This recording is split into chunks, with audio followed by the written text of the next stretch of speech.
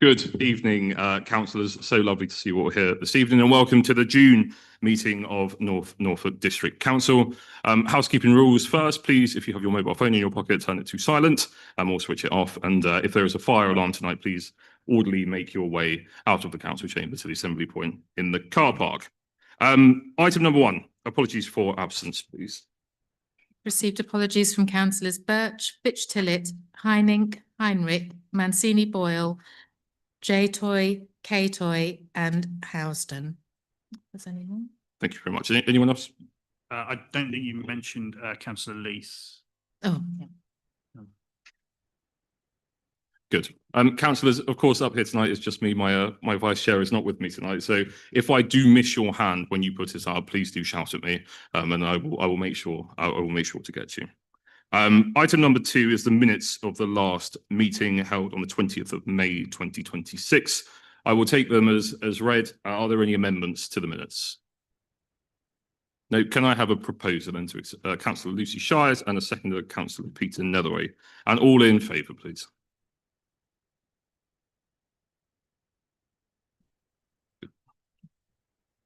Item number 3, to receive any declarations of interest from members. Councillor Punchard. Thank you. I have a declaration on item 13 as an employee of Norfolk County Council. Thank you. Councillor Fitzpatrick, thank you. Yeah, the item in Cromer Pier, I declare a non-pecuniary interest as I am the chairman of the Thursford Trust, which runs a Christmas show. Thank you. Good. Item number 4, items of urgent business. None received. Number 5, the fun bit, chairman's communications. Of course, the bit where you get to see what I've been up to over the last month. There's quite a lot on here, so I will try and rattle through as fast as I can. Here we go.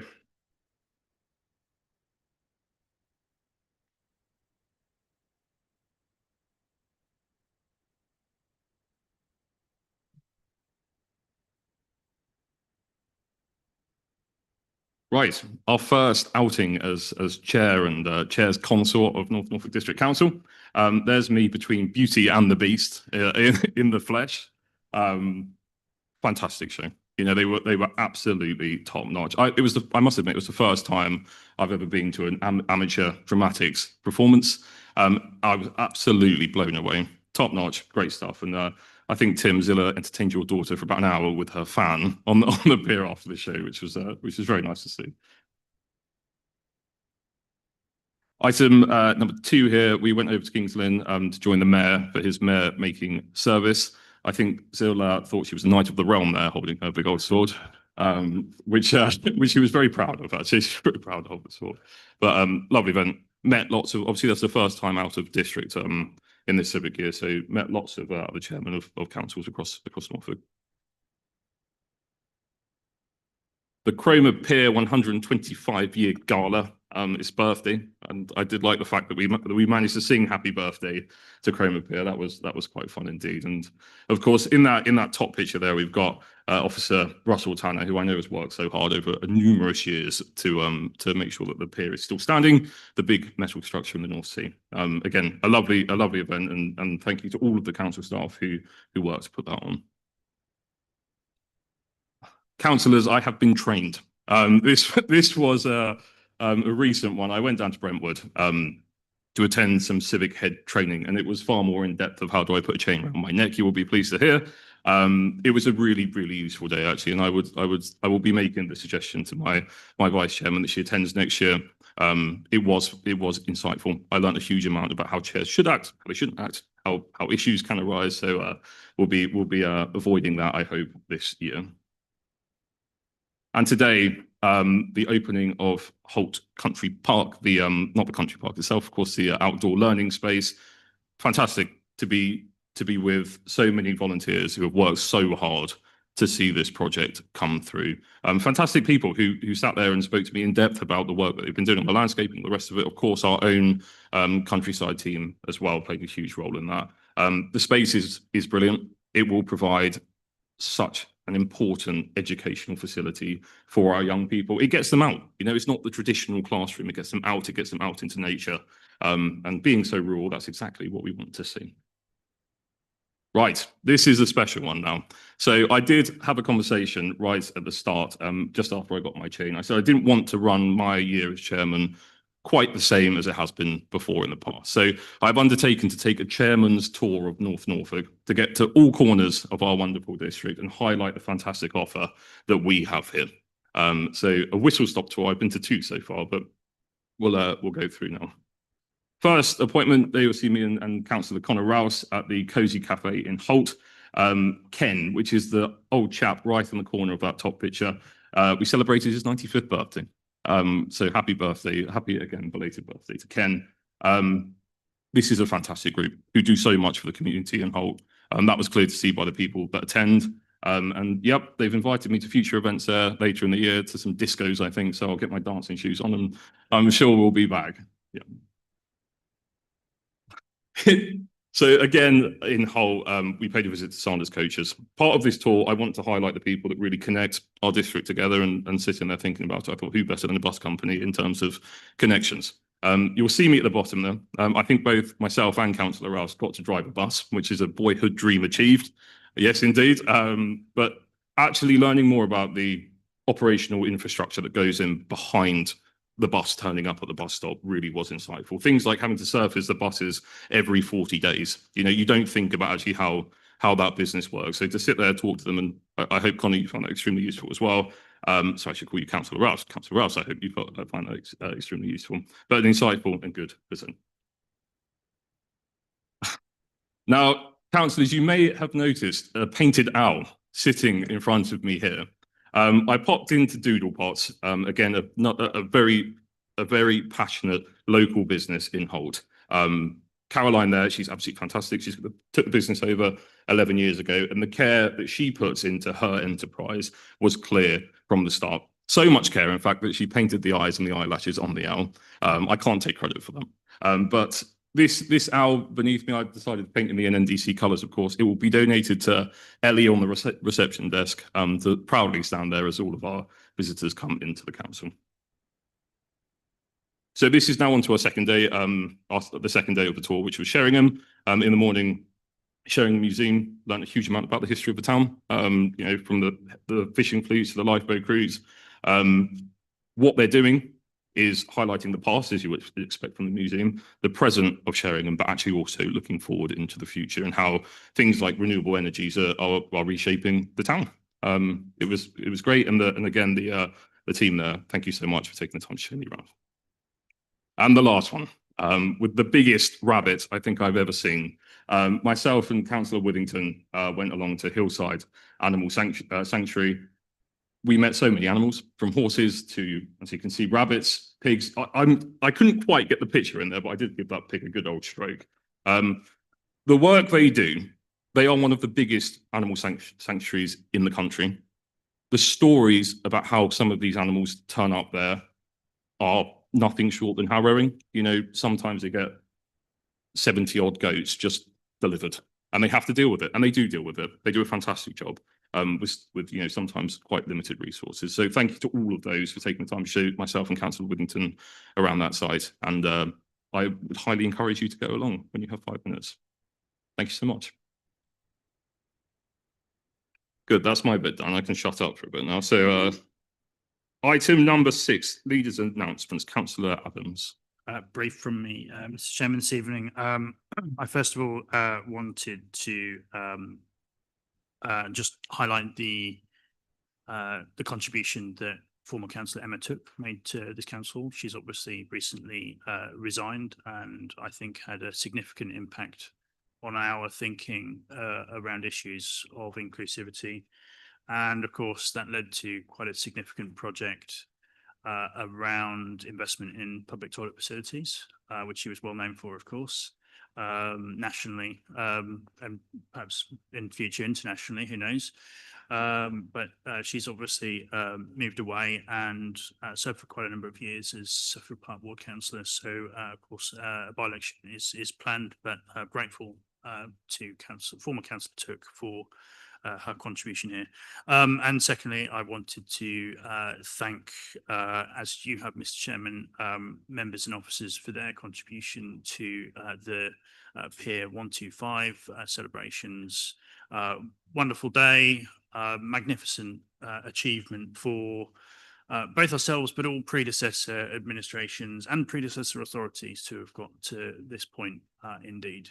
And yeah, lovely day despite the best efforts of the weather.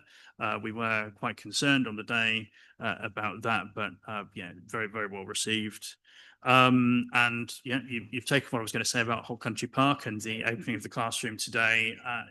And we've just seen a continual improvement there at Whole Country Park year on year, and you know, it's doing so well now, and the rich biodiversity that's there. I mean, I was being told this morning that I think the rangers saw 5 snakes and 2 adders or something during the morning, which yeah, on a 100-acre site elsewhere, similar sort of context, you would struggle to do that. So it's a real testament to their achievements generally.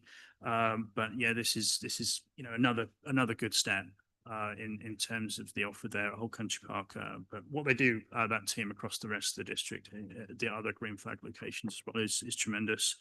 No significant movement, I would say, in terms of local government reorganisation. We've obviously seen the legal challenges, which I believe the government has responded to both of those pre-action letters. Now, I'm not aware of if that's entirely the case, but I think they will have done by this point in time. But the work of officers in terms of the preparatory work, in terms of the establishment of these organisations, is underway, and of course the member groups will follow as well. So obviously, as before, subject to various political uncertainties.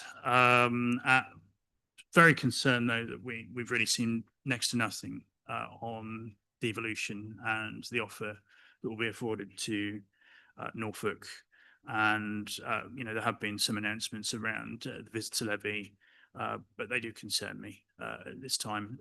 So yeah, really very concerned, because obviously the two were supposed to be intertwined, and why are we doing LGR without, you know, a really good package of devolution? And as I recently voiced, I think it was published in the media, you know, I'm concerned that Norfolk won't be afforded the same level of a deal as other previous arrangements elsewhere. I think the prize will get smaller and smaller, and so certainly concerned, but obviously, you know, see the government context, the context nationally in terms of where the government is right now. But we do need to understand what is on offer soon. That's all from me. Thank you, Mr. Chairman. Thank you, Councillor Adams. Chairman, I forgot I was supposed to hand over to Councillor Shires for a second announcement. Thank you. Sorry. Councillor Shires. Thank you very much. My announcement is really one of celebration, and it's of a member of our team, Milo Creasy. And I want to just say a few words about why I'm mentioning him at full council tonight. So Milo joined us in 2016 as a concerto support officer in the estates team. He became the estate surveyor trainee in 2018 and undertook a chartered surveyor apprenticeship in 2019, studying at the University College of Estate Management for 4 years alongside his role at council.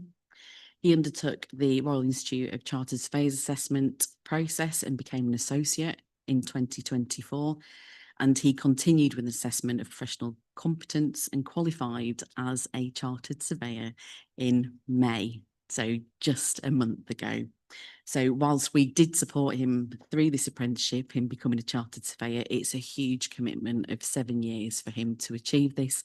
So I'd like to ask members in joining me in congratulating Milo, and I'd like a note of the congratulations recorded.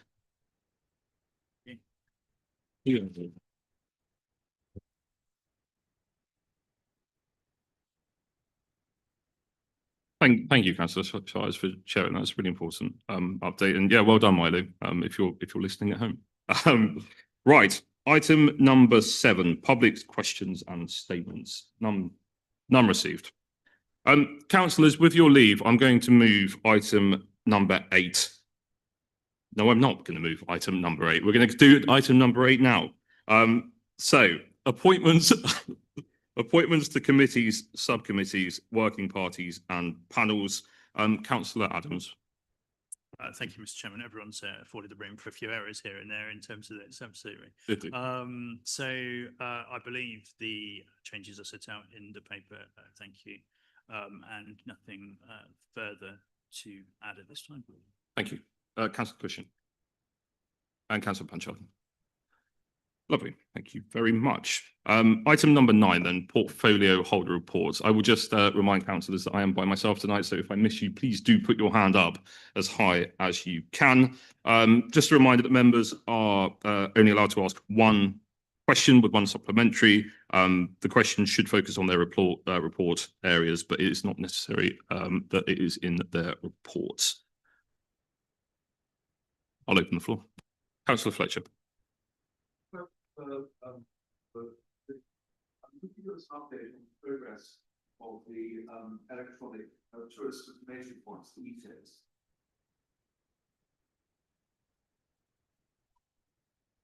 Yes, greatest of pleasure.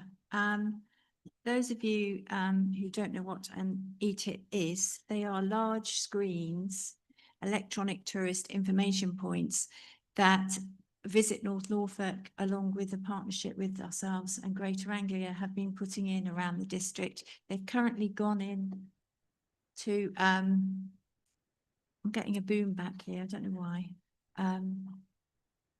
The main Greater Anglia stations at the moment. And then we have a further set of 9, I believe it is, that are coming through planning at the moment for their locations, because they're not on Greater Anglia stations, so they've got to have them.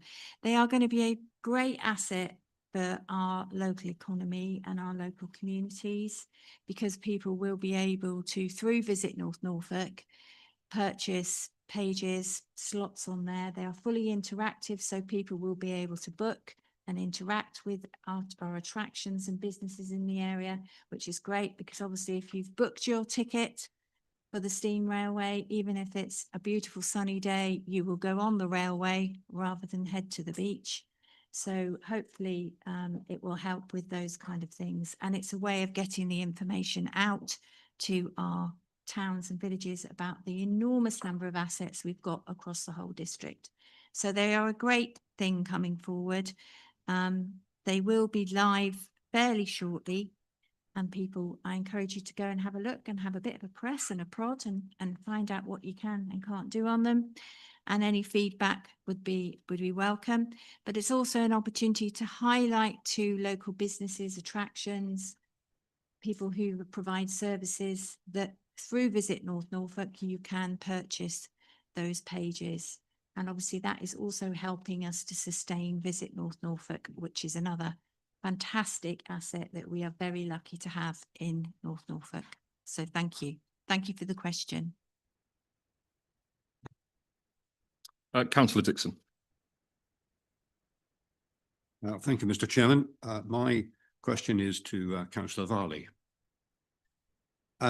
Regarding the wider climate change agenda part of your portfolio, particularly the impact of surface water flooding from prolonged heavy rainfall and the excess heat and drought from reduced summer rainfall, how important do you regard the local water cycle?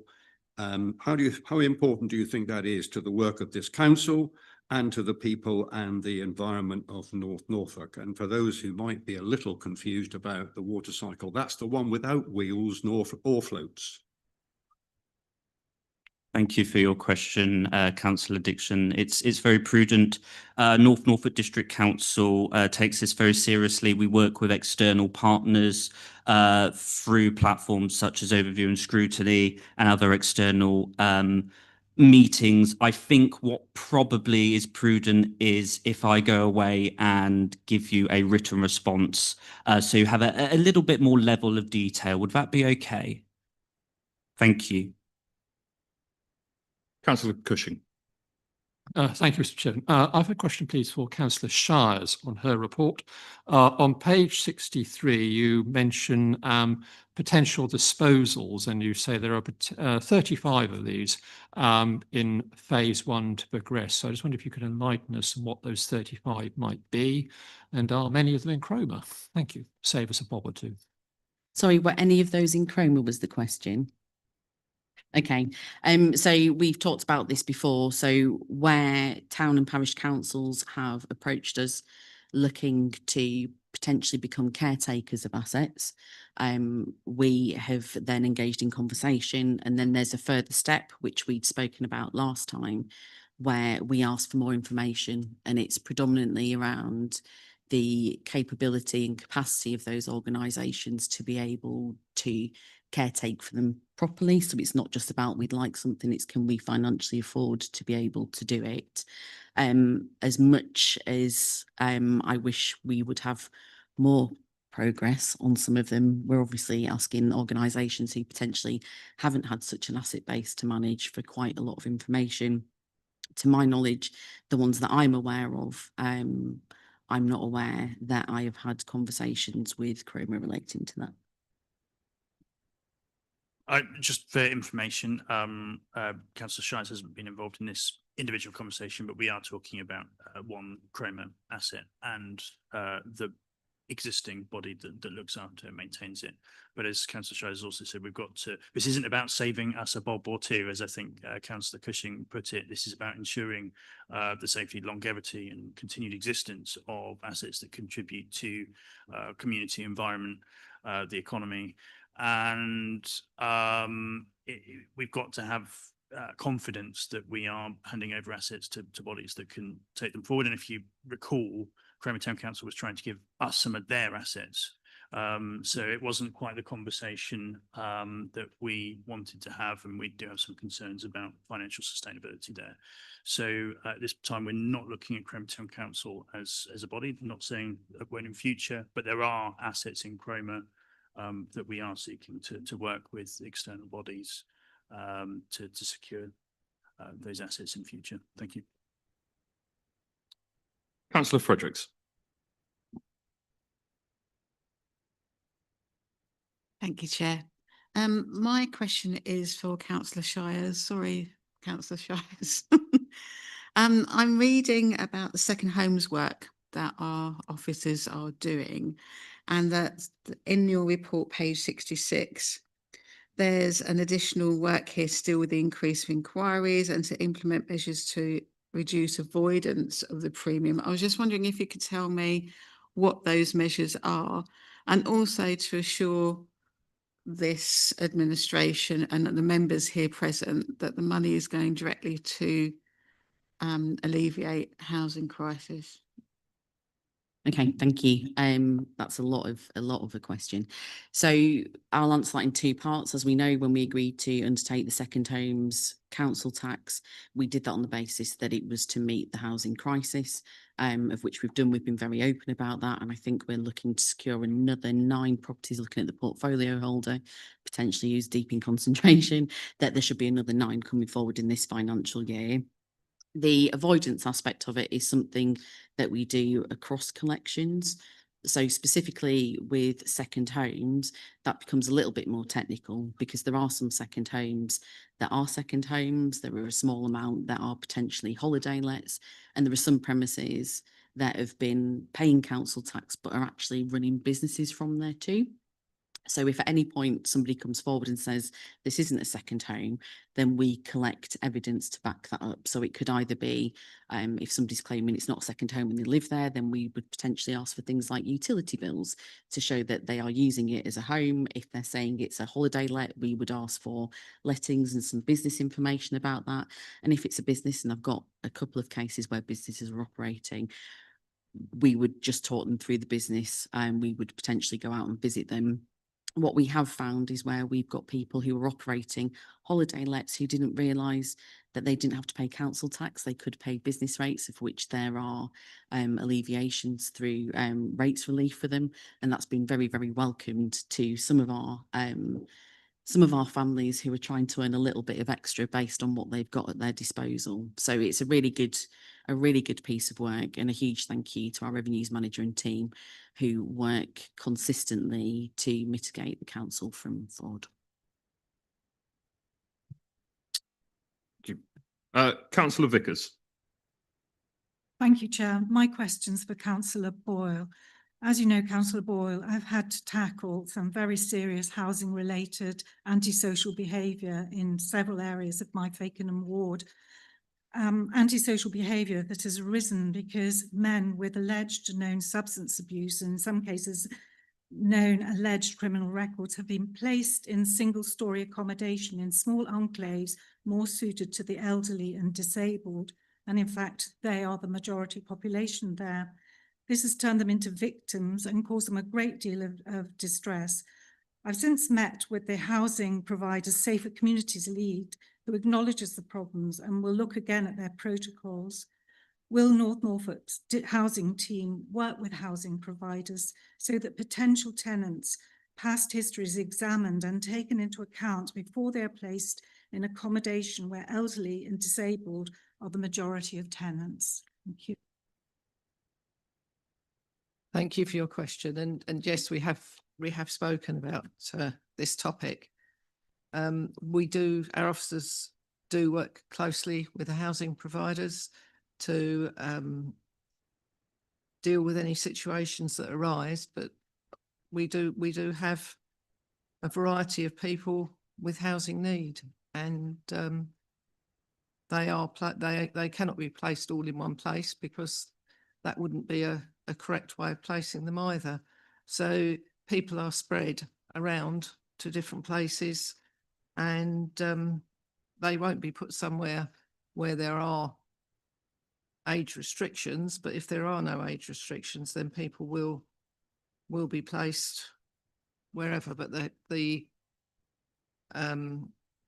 housing providers have a team that should be working on it, on any situations that arise. And as I mentioned to you before, this is the route forward.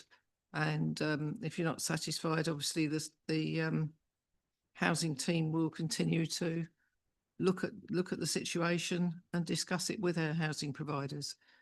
They have, you know, we do have challenges with our residents, with some residents, and they have to live somewhere. Well, it doesn't mean to say they're being dumped wherever, but they are being dispersed throughout the district. I think common sense dictates that where elderly and disabled people are the majority tenants, that a careful look is about who is placed there. I understand the need for everybody to have a home, but I have had elderly ladies menaced for money, residents phoning me in tears, a resident recovering from cancer who has had terrible experiences in the early hours of the morning, window smashed.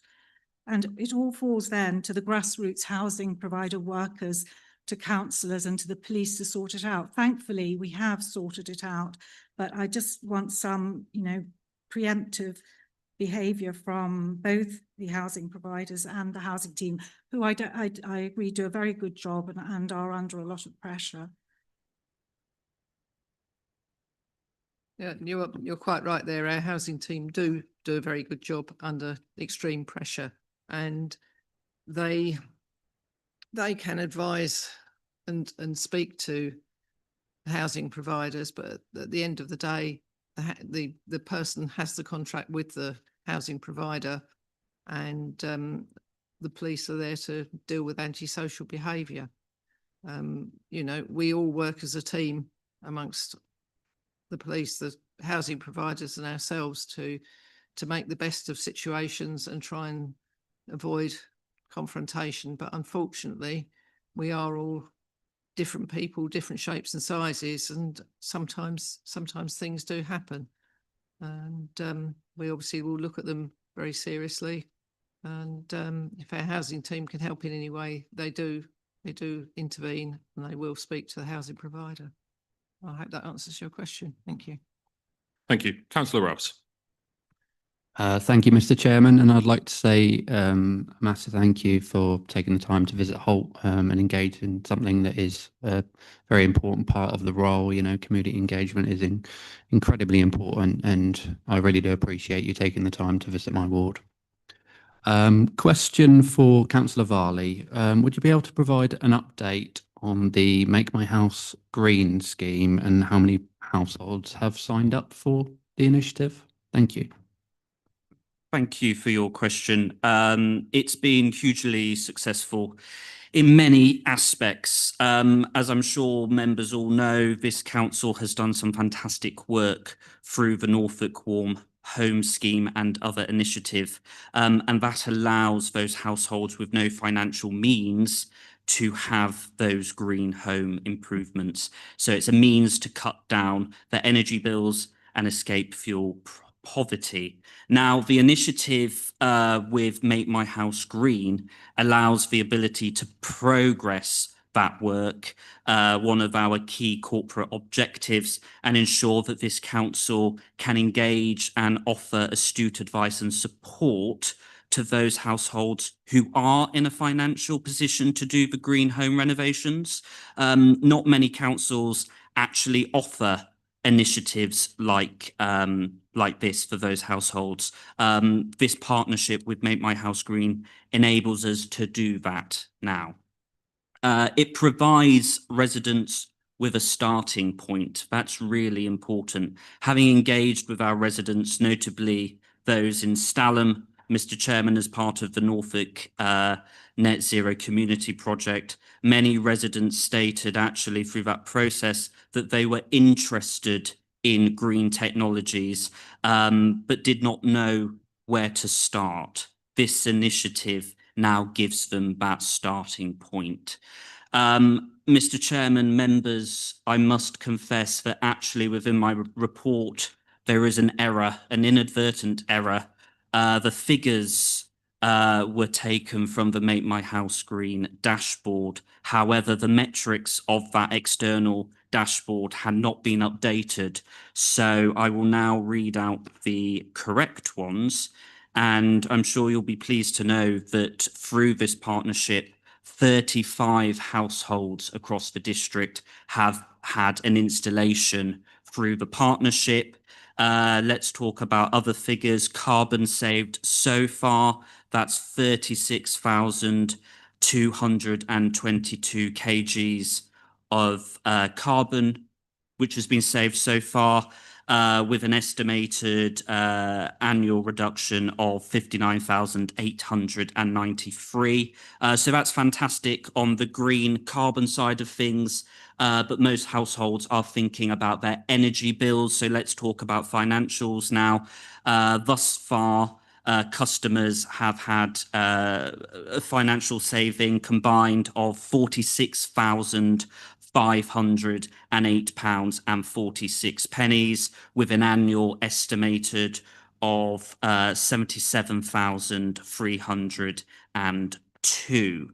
So I think that just sums up how successful this has been. Just to finish on a final point, this partnership is also positive for our local installers. Make My House Green works closely with local installers, and one very nice anecdote is actually a local business are using the Make My House Green partnership as their online presence, and this is boosting their business. So yeah, it's fantastic to see. I hope that answers your question. Thank you.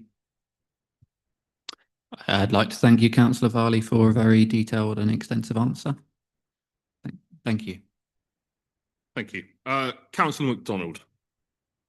Thank you, Chair. Can I ask Councillor Blathwaite about what we're doing about Japanese knotweed problem on the coast? Thank you, Councillor. Thank you for your interest. The knotweed project has finished its first phase, where the knotweed has been removed from the cliff face. Unfortunately, with knotweed, if it was easy to deal with, everybody would be doing it and we wouldn't be talking about it. So this is ongoing project and continued treatment will be going on for some time. We are always looking for more innovative ways of treating the knotweed, and we are hopefully moving into a new phase shortly. Just to say that for the Overstrand work we have just received a highly commended award from the recent Coast and Flood Conference. So work is going ahead and it is being successful, but it will take some time. Thank you. Yeah, we had really bad on Roughton Common, and we got rid of it with a company doing injections into the plant. I don't know if that helps. Yes, thank you very much. I'll discuss it at different times. Thank you. Thank you, Councillor. Councillor Fitzpatrick. Yeah, thank you, Chairman. It's a question actually for Councillor Toy, but in his absence, I'm quite happy to take a written answer unless anyone can answer it. Just thinking back to the loss of the new Anglia Enterprise Partnership, dismembered in the early days of devolution, we thought for separate Norfolk and Suffolk mayors. But after that time in Norfolk, people worked, the various districts and county worked together. I'm thinking things like the Market Towns Initiative, which has been picked up very ably by the district with the North Norfolk Market Towns Initiative. But looking to the future, with the unitaries coming forward, the plan at the moment is that economic development will sit with the elected mayor. My concern is that if elected mayor doesn't come, the promised money won't come either. And my concern is that due to cooperate, I'm thinking particularly selfishly the west of the area where I live, where a large part of the hinterland, a large part of the North Norfolk coast will sit in West Norfolk. And I'd like some assurance that work is being done as almost a duty to cooperate to ensure that actually areas at the edges of of the new unitary authority won't be disadvantaged by the changes. Councillor Adams, will you take that one? Yeah, thank you, Mr. Chairman. Thank you, Councillor Fitzpatrick, for the question. And yeah, I don't identify with everything that you've said there. I share your concerns. You know, we're not just talking about the post district or county council landscape there. We're also talking to a certain extent looking back about the post EU funding landscape, and you know we've seen some promises that some of those funding streams lost would be replaced by the mayoral authority, and of course we've seen the election delayed, cancelled, etc. So we're already seeing a gap, I think, in what is available to our communities and our businesses in terms of economic growth. And we've obviously tried to make the best possible case with every opportunity we have with external funding. And, you know, we've achieved a good spread of funding across the district previously when those such opportunities have arisen. Lots of moving parts really here. If you consider, obviously, we've got the new administration at the county council. I think it was the case that the previous administration of the county council and this administration did have a good cooperative working relationship along these lines in terms of economic growth functions. And certainly my portfolio holder and the former portfolio holder of the county council were regularly engaged in conversations on all sorts of matters, but certainly including the long term in the future and what that may hold. And certainly, despite the changes, you know, I want to try and ensure that continues because that's in our interests. But I am worried that, you know, a mayor covering Norfolk and Suffolk might not understand or perhaps overlook the issues in communities like Fakenham and Walsingham, and you know, we've obviously got many rural businesses that, you know, don't want to see an entirely urban focus emerge in future. And I think these are all real risks that with a the new mayor be understood and recognised as achieving what they need to in terms of economic growth across the county? Will they be seen visible in every corner? And because people need to see and feel the difference that this new authority makes. Of course, we've got a bit of a void at the moment where the government are not making any announcements. So we really need to understand what the economic package is for our county, but certainly for places like you mentioned, which just mustn't be forgotten. And we've seen some. Well, we know that the strength of business activities, both big and small, in your ward, councillor, but of course, it exists elsewhere, and we see so much potential, and that's something that. Our team here continue to recognise that the potential and the will to grow is still so strong in North Norfolk despite these challenges. So yeah, lots to do here, of course, and we have any opportunities to influence the outcomes here in terms of conversations with national government, but of course our neighbours and the county council, we will of course do so. But yeah, I do have some concerns. Thank you. If I'll come back very quickly, I think my concern is if LGR happens, but no combined authority with an elected mayor, it's what happens then. It's really that duty to cooperate. And I think particularly things like Visit North Norfolk, it spreads along the coast into what's now Kings Lynn and West Norfolk. And if you say to anyone that visits Burnham Market, where are you? They don't say I'm in Kings Lynn, West Norfolk, they say I'm in North Norfolk. And I think it's really important that we ensure that if a devolution doesn't happen, that cooperation between the two authorities done. And I'd just like an assurance that that's flagged up and is going to be worked on. And I don't expect an answer today, but I just wanted to flag it up. Thanks. Yeah, again, identify with what you're saying, completely agree. I'll hand over to Councillor Withington. Hopefully I can give you some reassurance about that. I mean, obviously this has been a concern in terms of Visit North Norfolk and being discussed quite lengthily at board level. And as you have quite rightly said, people don't see North Norfolk in terms of district council boundaries, and they see North Norfolk as the whole stretch across. So inevitably, Visit North Norfolk have already been working quite closely with attractions and businesses beyond, and has several listings and sites, etc., and links through to businesses further west. And they are going to continue to do that. And because the current arrangements with West Norfolk are that they have an in-house tourism offer, there is obviously greater doubt about that continuing. We feel that it is more important that Visit North Norfolk continues to add that dimension into what we're doing and continue that work. So please don't feel it's going to drop off a cliff or anything like that. Thank you, councillors. We are fast running out of time, so if we could have quick questions, quick responses, please. Councillor Holliday. I may have missed something, but where are we with the community fund? I have people asking about it all the time. Thank you. You'll have noted that in the paper previous about committee appointments, we've just made those committee appointments to make those decisions at this meeting. It's my understanding that it will be within the coming weeks that we will put the online application live. Thank you. Councillor Bailey.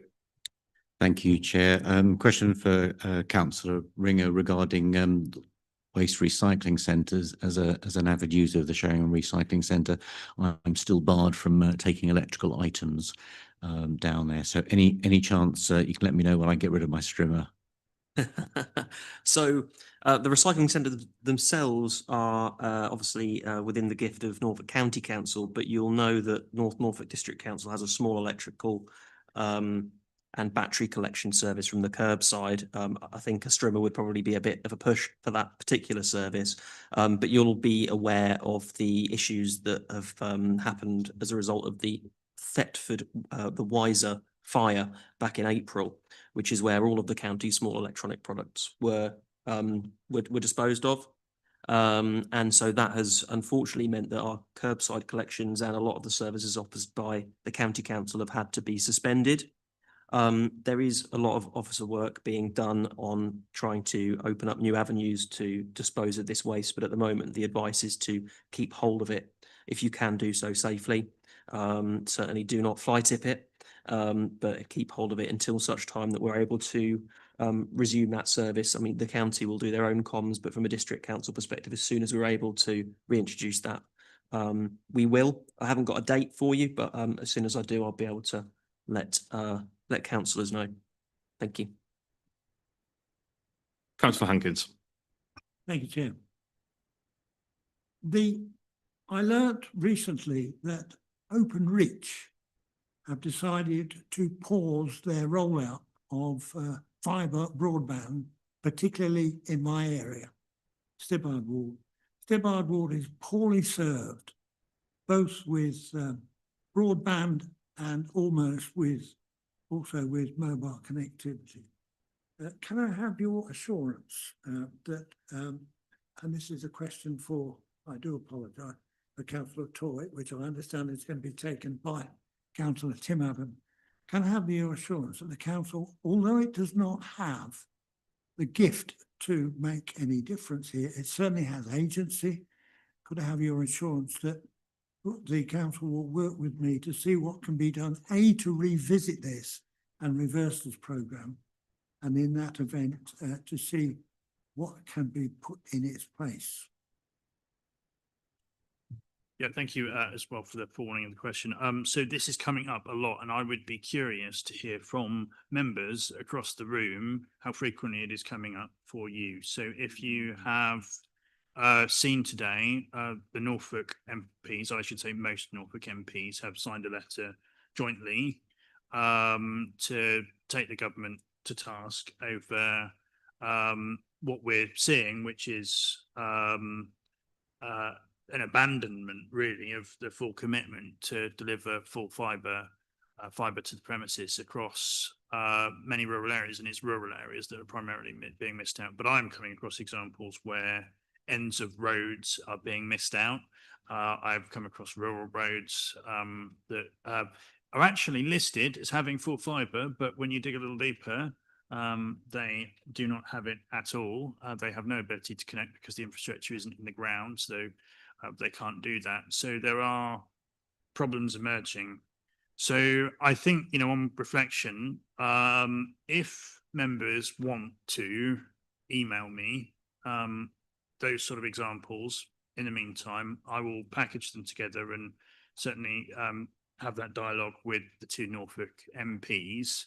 But we perhaps do need to find some ways of influencing this. I have some live correspondence with BT Openreach recently, and I've noted that they have shut down the ability for councillors to contact them using the public affairs email address, and they have restricted that to MPs, which is not the case for other utility companies, and I would be appalled, to be honest, if they are restricting contact with you, elected representatives.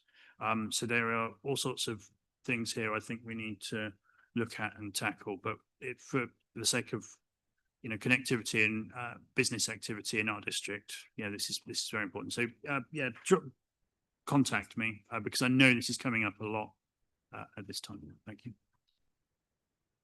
Thank you, Councillor. Good. That brings section 9 of the agenda to an end. This next section is section 10. This is the item that I'm going to move to the end of the meeting. I've been made aware that some councillors may wish to comment on some exempt items in the purple pages. So I will move this to the end, and at the end of that item, we will go into private session.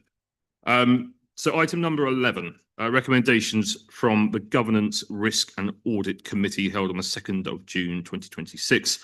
In Councillor Boutakoffer's absence, I will go to Councillor Fletcher as Vice Chairman of the committee.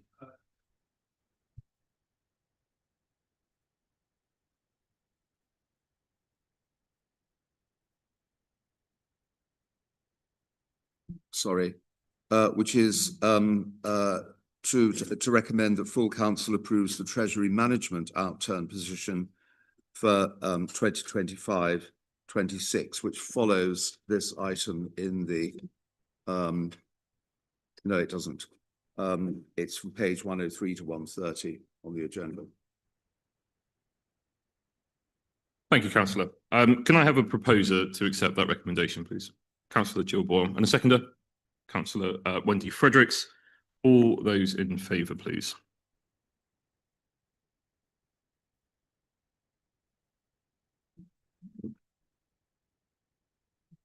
Unanimous. Thank you.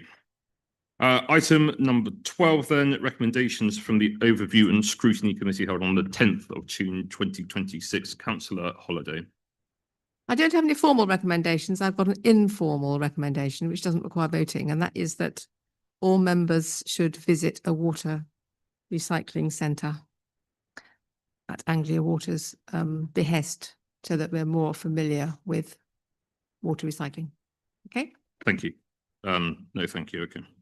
Item 13, Scotto Enterprise Park reporting of delegated decision. For this item, I will hand over to Officer Blatch, the Chief Executive. This is just a record of an exercise of delegated power on behalf of myself and the leader of the council, as stated in the agenda. Thank you. Thank you, Officer Blatch. Item number 14, HR Advisor, Local Government Reorganisation. I will go to Councillor Tim Adams to introduce this item. Thank you, Mr. Chairman. So the consideration and decision in respect of this item concerns just a 20% increase of a full-time post, so managing 7 hours to support increase in demand and activity expected around local government reorganisation, but of course other growth factors. We've seen them recently. I will say that I'm disappointed with the narrative that's emerged around this already, with social media, print media, and a very partisan commentary. So it's now my turn. Our absence rates sit, in fact, below the national average across both public and private sectors combined, and our rate sits at around 8.1%, national average recently 9.4%. We've sat below that average position for some time now, but we have unfortunately seen a handful of staff who have been long-term absent due to factors which included family or health, neurological and cancer illnesses.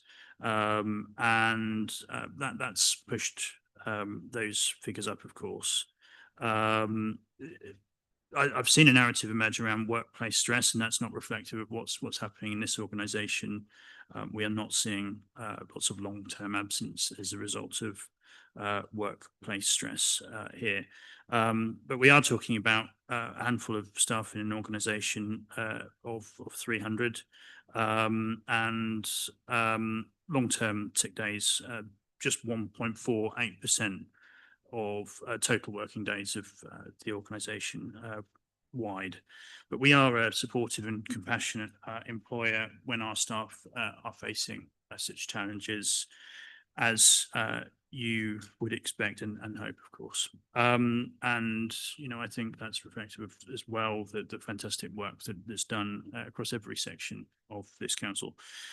So I've got no real interest in the frankly dogmatic tripe posted across social media about this, and I'm disappointed that some have associated themselves with it, particularly following the previous commentary in this chamber about pregnancy planning. We should be in a better place.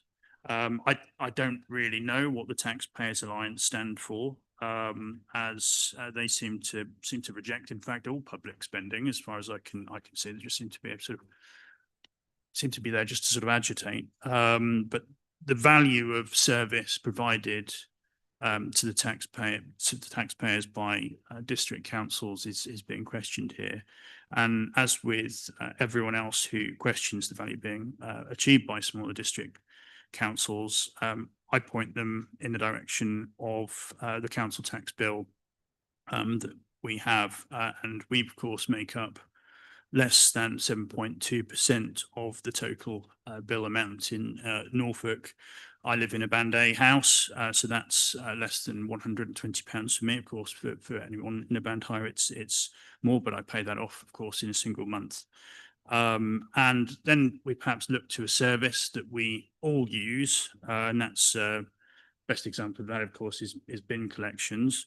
So if you were to go to a private sector bin collector and ask for a weekly 240-litre bin collection, many reputable providers in this space, and then ask that provider about their planning services, their environmental health services, their licensing services, and perhaps some of the discretionary service, how many public toilets they provide, and then come back and tell me that district councils, small district councils provide a poor value of service, and it's just not the case. So really disappointed to see that attack on actually just public services, but certainly all the staff that works within them. Really not in tune with the reality of what's happening, but certainly just to reiterate, we have seen an increase, but very sadly that's been as a result of profoundly challenging experiences for those staff members, and we want to support them through that. So this is, of course, away from that, is reflective of some increased service demand, and we've been talking about local government reorganisation a bit today. We do expect pressure and service demand upon the HR team as a result of those factors. So we are being prepared for that. But this is actually a very modest increase. But of course, in line with policies, we need to bring that here to the full council for decision. So I propose the recommendations and look for a seconder. Thank you. Councillor Shires. I was raising my hand to second. Oh, fine. Just before we get to that point, does anyone want to speak on this item? No, fine. So we've got a proposer, we've got a seconder. All those in favour, please.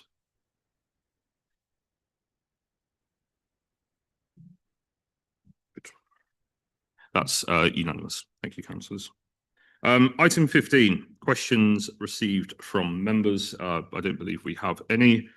Item number 16, opposition business, none received. Item 17, notices of motions, none received. So now we will move back to item 10. I will go to Councillor Shires to introduce the report. And as I mentioned earlier, if there's any councillor that wants to talk about the item, the information in the exempt papers, we will take that at the end. We will go into private session. Councillor Shires. Okay, thank you very much.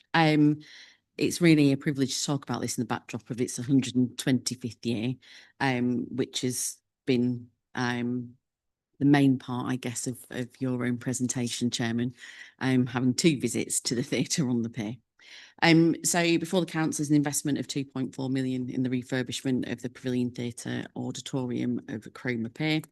And it's not simply just a proposal about the theatre, it's a proposal about the future of one of our most iconic assets. Every year, Cromer Pier attracts visitors from across the country. It's recognised nationally as a unique heritage attraction and is one of the defining images of North Norfolk. For many people, it's their very first impression of our district and one of the reasons they choose to visit. And the Pavilion Theatre sits at the very heart of that attraction. Members will know and have supported the significant investment that's already been made in other parts of the pier. However, the auditorium itself has not benefited from the same level of refurbishment and modernisation. And as a result, we really do face a choice of invest now while we can, or leave future generations still with a deteriorating asset at a much greater cost. The proposal improves energy efficiency, improves comfort for audiences, modernises the visitor experience, and helps secure the theatre's long-term viability. It also allows the works to be aligned with the wider structural programme already planned for the pier, reducing disruption and taking advantage of a unique delivery window. I think it's really important to be honest about something. It's not an investment that's going to generate a direct financial return for this council. The benefits are primarily strategic, economic and social rather than purely financial. And frankly, that's really entirely appropriate. Local government, as Councillor Adams has just mentioned, does not exist solely to maximise profit. If it did, we wouldn't be investing in our parks, our woodlands, leisure centres, public toilets, community facilities, and indeed cultural assets. We invest purely because they improve the places where people live, work and visit, and we invest because they strengthen our economy, and we invest because they improve quality of life. The tourism economy in North Norfolk is worth approximately 547 million every year and supports nearly 9,000 jobs. and only a very small increase in tourism activity would offset the annual financing costs associated with this investment, because when people come to the theatre, they simply don't just buy a ticket. They eat in our restaurants, they drink in our cafes and pubs, they stay in our accommodation, and they shop in our towns.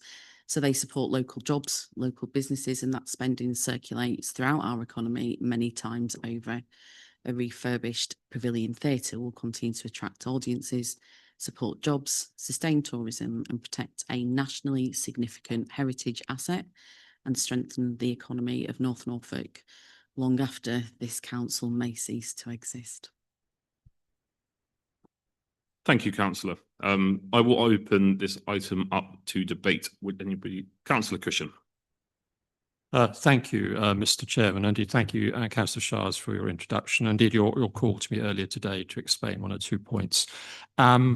As we've discussed, though, I really don't see that there is actually a compelling business case that has been presented to us to justify the benefits to the North Norfolk taxpayer that they will get from this £2.4 million to fund the refurbishment.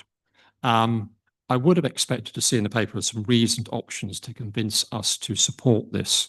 And though we've got actually the right headings there, we've got 5 headings if you look under section 2, which I would expect to see, I just don't see an awful lot of detail under that makes a persuasive argument. And I'll give some examples here, if I may. If we look in section 2.2, it states improved value for money through decreasing the amount of expenditure on maintenance and repair. Well, why not estimate how much will be saved? In the same section, it says improved energy efficiency. Again, how much money would be saved?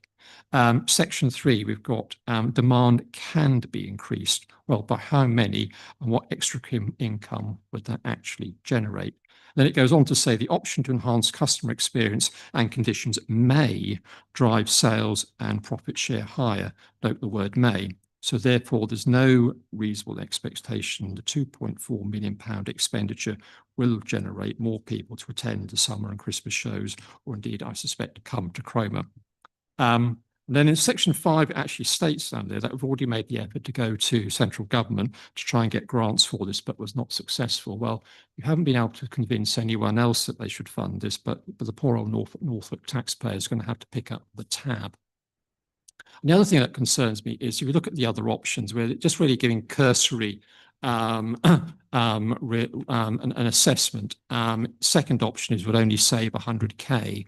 The third option of doing nothing. Well, if you do nothing, are you actually trying to convince us that less people would come to Cromer to go to the Cromer share? I doubt it. I really do.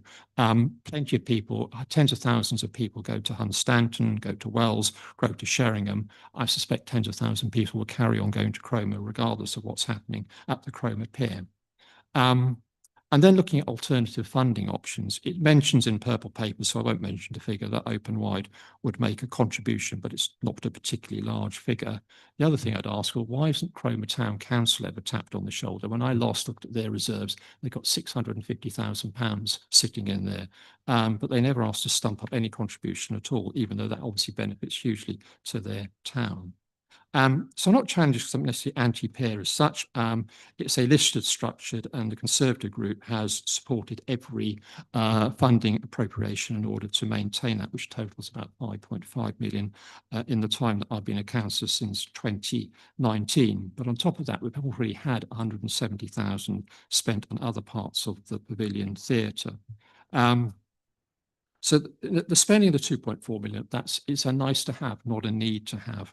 And also the other thing is you have to bear in mind is what else could be done with that £2.4 million. Councillor Fredericks has already mentioned the housing crisis. Well, if we say an average price of a house is £300,000, that would buy eight properties, which obviously would help our housing crisis. There are plenty of other things I'm sure we could all come up with, which we could spend £2.4 million, which would generate benefit to the taxpayers and residents of North Norfolk. So on my basis, looking at this, I'm not sold. I don't think the case brought before us is convincing enough for me to be able to support it. So therefore, I'm likely to abstain on it. Thank you. Thank you, Councillor. Would anyone else like to speak on this? Councillor Patterson. Thank you, Chair. I understand a thriving pier is important and it'll bring money into the town. However, should the taxpayer contribute over 90% of the funds here, have we looked elsewhere for funding? Can crowdfunding happen? And also, it doesn't seem that long ago we spent, I don't know how much on the sort of backstage side. Was it 300,000 or maybe a bit more? What other spending is next? After 2.4, what's the next lump of money that has to be spent? Thank you. Thank you, Councillor. Councillor Vickers. Thank you. I mean, I won't reiterate what Councillor Cushing has said so eloquently, but what has struck me is the speed and decisiveness with which you've raced to facilitate this project when you're politically motivated to do so, while dragging your heels in other areas such as the lavatories at Stalham and in my own ward, 9 Norwich Street. I only hope that Councillor Shire's motto of invest now while we can will extend to other areas other than just Cromer. Thank you, Councillor. Councillor Holiday. Thanks. I'm interested in the use in why we're borrowing and not using reserves. If you look at the earmarked reserves, I do admit they're earmarked, but they could be unearmarked. Why can't we use those instead of borrowing? There's plenty of money in there. There's, for example, capital projects, 500,000, asset management, 400,000, innovation fund, 600,000, net zero, 400,000, and the delivery plan of 1.1 million. Why aren't we using those creatively rather than borrowing at the expense of the taxpayer? And then I have another question, but that relates to purple papers. Thank you. Fine. Thank you, Councillor. Councillor Fredericks. Thank you, Chair. I just wanted to come back on what Councillor Cushing was saying. Now, there is a housing crisis, we all acknowledge that. And there will be further work on that and as we go into the unitary council. But I'm just thinking that is an important asset like Cromer Pier, which is integral to the whole of the district's economy, going to be looked at by unitary councils? And also, Councillor Shires, would you mind reminding the council about profit share and how we actually benefit as a council from this as well? Councillor, if you'd like to respond to that direct question now, I will allow them. Yeah, of course. So the profit share arrangements, it's a joint arrangement, they are one of our tenants. And we do get a profit share arrangement from that of about 15%. So when we're looking at bringing down the costs of their operation through the investment in the installation and such, we should see an increase in overall profit. But I don't need to tell anybody in the room that. Thank you. Councillor Dixon. Thank you, Mr. Chairman. I think Councillor Cushing has probably covered most of the points that I would want to make. I particularly appreciate that there is the components of a business case there, but the detail that ought to be there, particularly the metrics, they are not. So I won't go any further on that one, but I think the efforts made with regard to negotiating with Openwide and looking at whether funding would be appropriate and available from Cromer Town Council to support the project would have been very helpful. Yet more investment in Cromer, but still nothing east of North Walsham. So I think there is a significant equity issue for the residents and businesses across the district council. I don't doubt the merit of improving and investing in the auditorium, but taking account of the comments of the Section 151 and the monitoring officer's comments on page 99, I will not support this item of business for the following reasons. Deficient financial justification and transparency, poor cost sharing, and the ease with which this administration resorts to dipping into the council taxpayers' pockets by yet more borrowing. Thank you, Mr. Chairman. Thank you, Councillor. Councillor Varley. Thank you, Mr. Chairman. I think it would be remiss of me actually if I didn't state that I was somewhat disappointed by some of the comments I've heard thus far in the chamber. It was noted earlier that this administration is in political means to progress this, but all of us in this chamber are able to progress this. Why wouldn't we want to ensure the longevity of this fantastic facility, which brings so much joy, so much tourism to North Norfolk, and the economic benefits because of that? Why wouldn't any of us in this room want to progress that? We are coming towards the end of this district council, most likely, and will a unitary council want to or be able to have the financial means to ensure the longevity of this facility? I have a strong personal view on that. I think it won't be able to. It will have pressures on other facilities. So Cromer Pier could be cast aside. So while we're in a situation to be able to progress this, I think we must. I think, Mr. Chairman, also this process is about what we have been doing as a council over a number of years now, and that's ensuring that we tackle the net zero aspects of our estate and of our many buildings.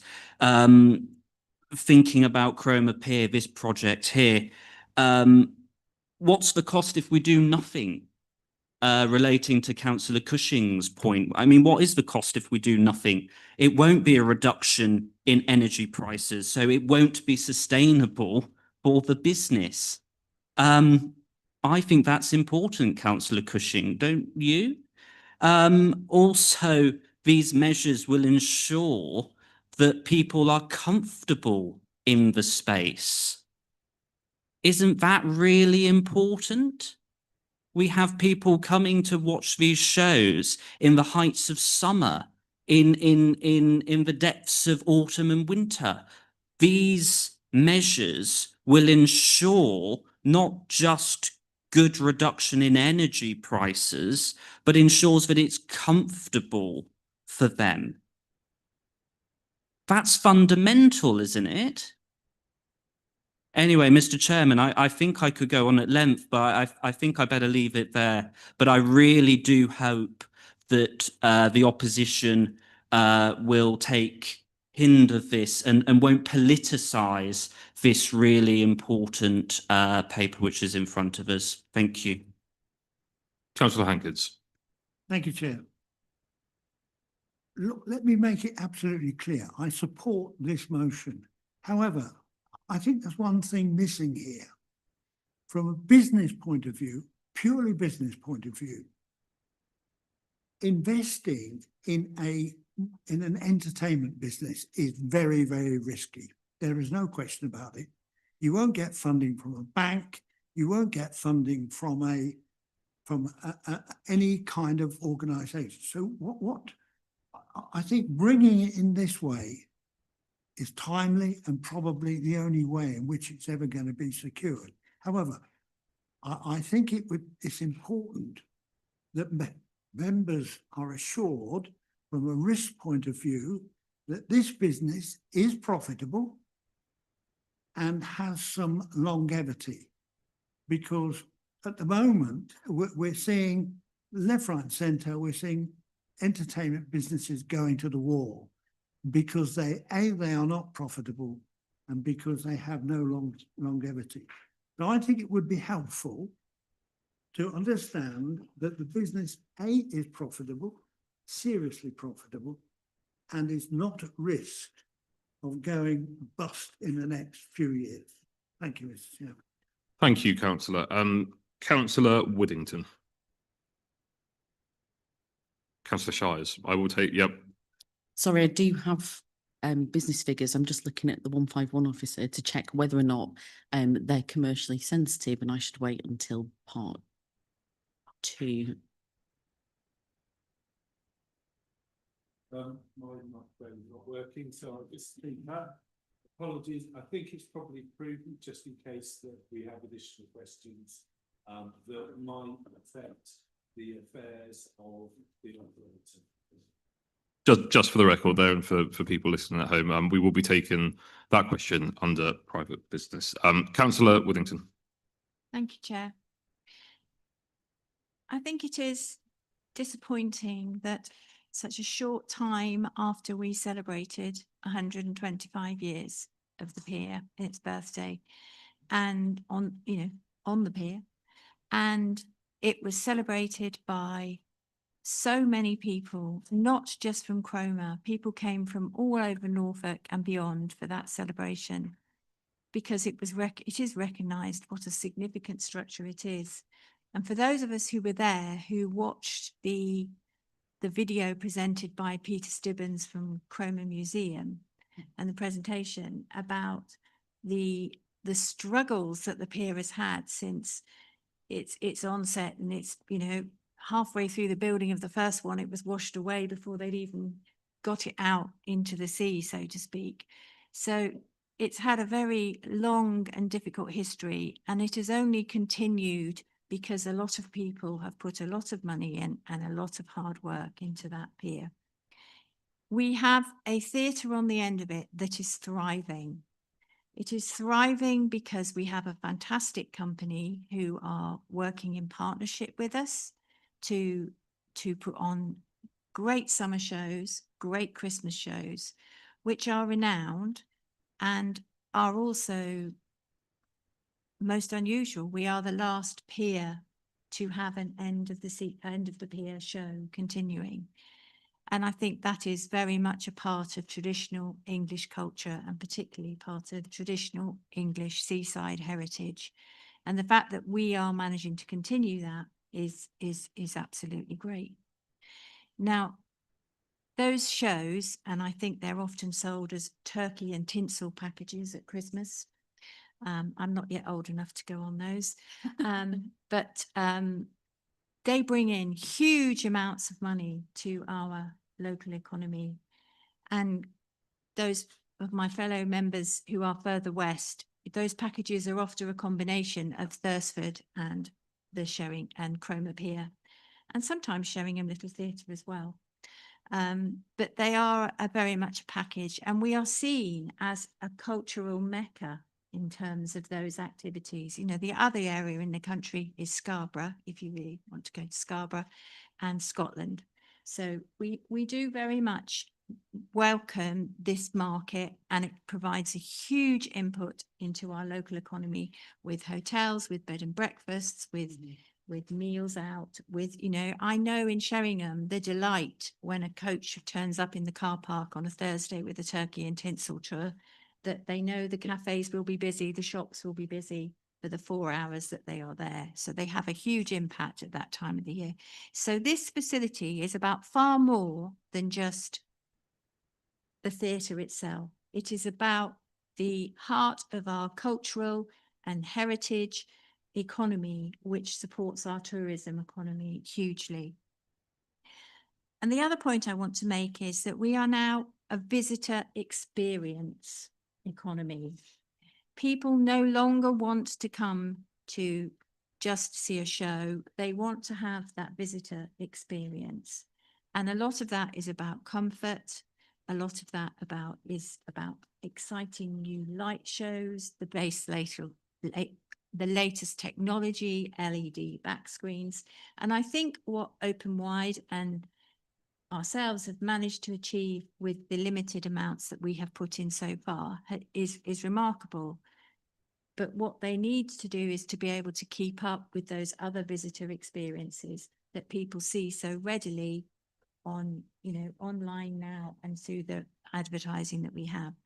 This enables people to have that visitor experience and to keep the pier looking into the future. Councillor Varley. Well, he has used that word longevity, and that's what this is about. This is about longevity. whether we move into something else, whatever we move into, this is about ensuring that on our watch, we gave that longevity to our economy, our tourism structure, and a really wonderful old lady who deserves to be looked after in the best way possible.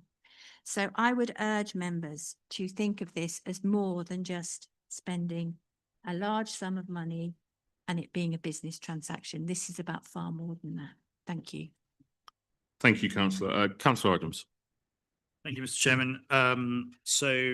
Just wanted to touch on a few points around the room, as others have already. So certainly in terms of the profit share, and perhaps these figures will be read to you during the closed session, but yeah, we are achieving a share of the profits, and actually the Piers Theatre recovered faster than many other theatres across the country following in the post-COVID landscape. So yeah, we've obviously heard, you know, just what it achieves in terms of that variety show and all the other shows, and we're seeing very full calendar now.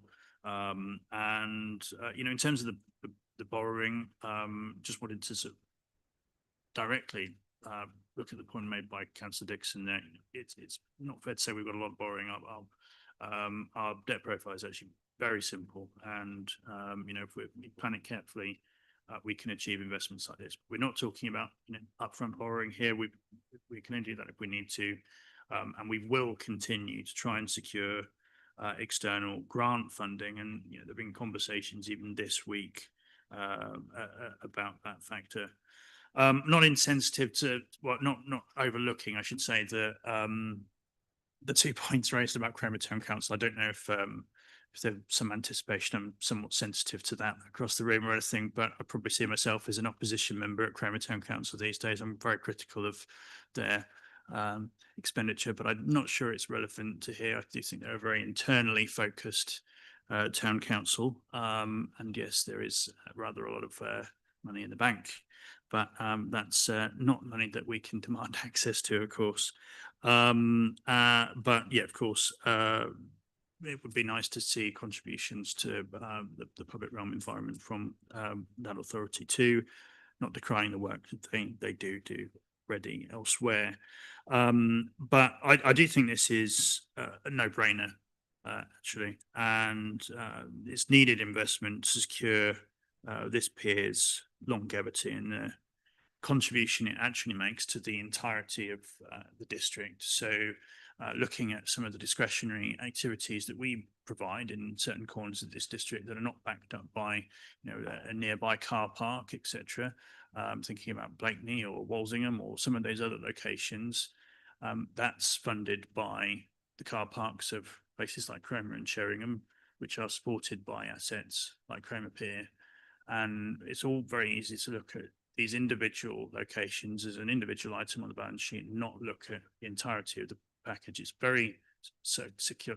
It's very, the way it works has always been like that in terms of, you know, money is coming in from the car parks and funding the continued maintenance of those assets. But every now and again, of course, we do need to ensure we are undertaking capital investments to ensure, like this, a long-term period of security is gained for such an asset. So, you know, this is potentially a 50-year investment that will secure that theatre long into the successor authority. We were talking earlier on, I believe, about handing over assets, and this is just not feasible in the case of Cromer Pier. If you imagine, the rebuild costs would be quite significant for that asset, and the insurance obligations would sink us from the trust, or potentially even Cromer Town Council, mention them again. It's just not feasible. So we need to put this in the best possible position for the future, and making it more sustainable and reducing the costs of operating the pier is a very good thing and sensible thing to do in my opinion.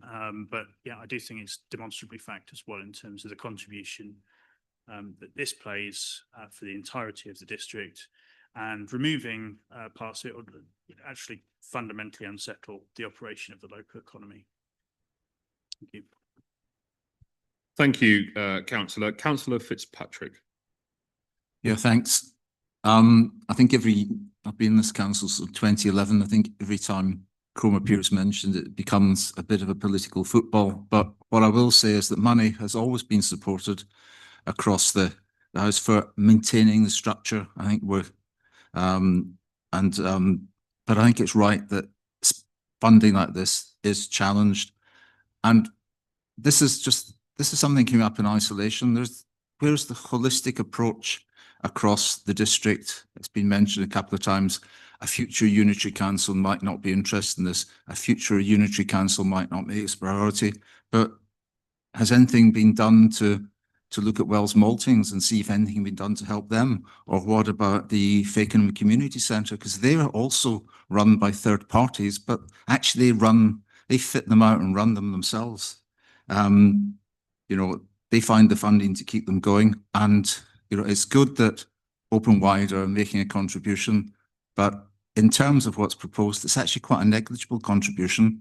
And the return is actually quite low and what we get back from the peer. The other thing is, I've declared an interest in another attraction. I'm not going to mention Thursford to say, but if anyone wants to see what a well-run organisation looks like, look at the Company House accounts. But the other thing to remember, yes, numbers have gone up a bit since refurbishment, but across the theatre industry in England, Wales and Scotland, numbers are falling. Numbers are falling. There's peaks, but the troughs are coming more and more. The days when if you wanted a West End show in London, you paid a premium price and you bought it over a year in advance have long gone. People wait till 2 or 3 days before to go to major things. We've really got to be careful. That's why there should be a proper business case for this. And I think that's lacking. The other thing is maybe for some of these assets for future, if we don't think a future authority is going to take them on, is going to look after them, maybe work should be done to setting up some trusts to run some of these. I say, structure the peer. I don't think anyone has any problem about supporting it, but this is going a bit over and beyond, and it's the first time we've really gone into borrowing like this in this council, and it does concern me setting up something to pass on to successors. Okay, thank you very much. Thank you, Councillor. Councillor Fredericks.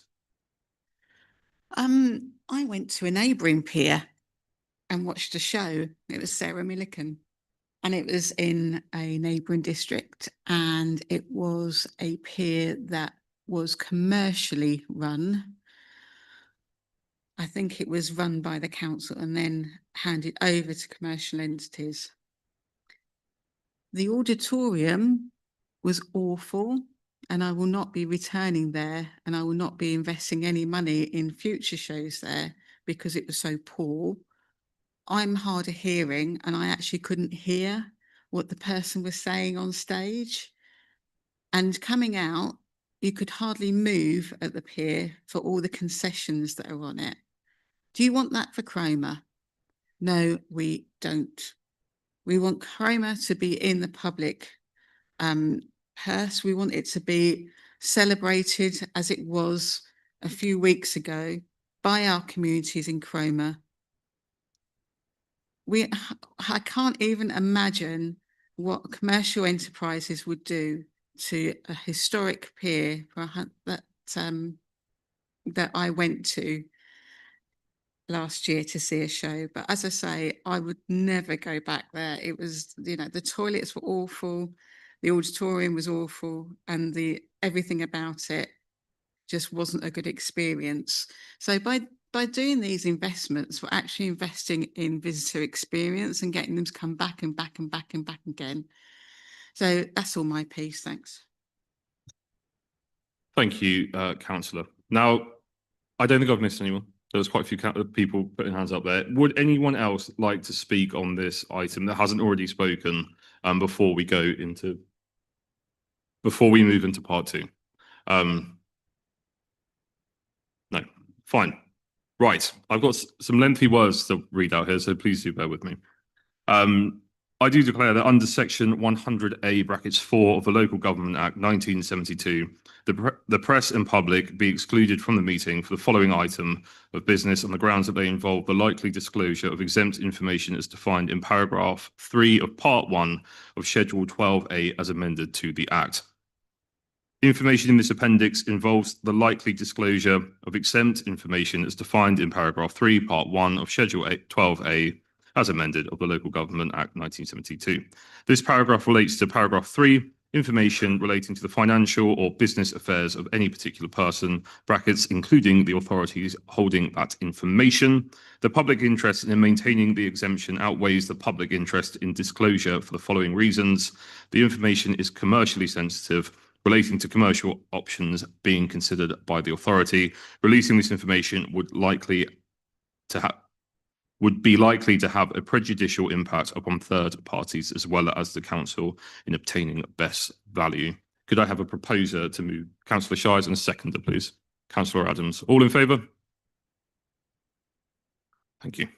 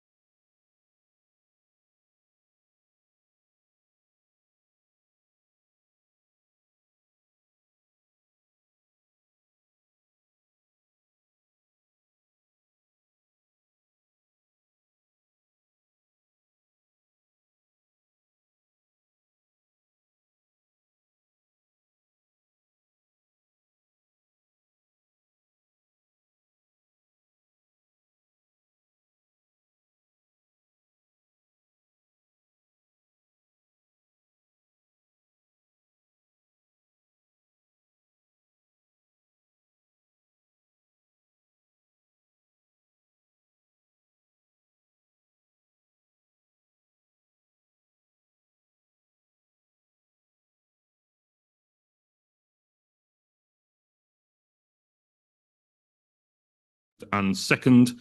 So can I have a vote, please, for all those?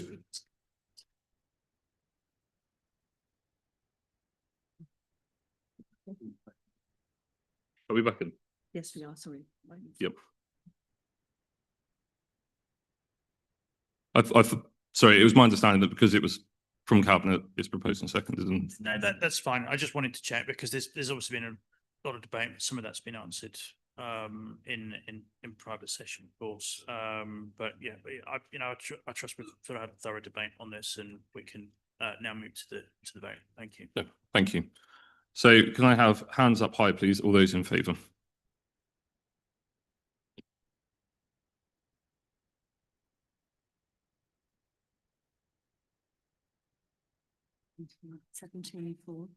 That's 17 for. All those against? And all those abstaining, please.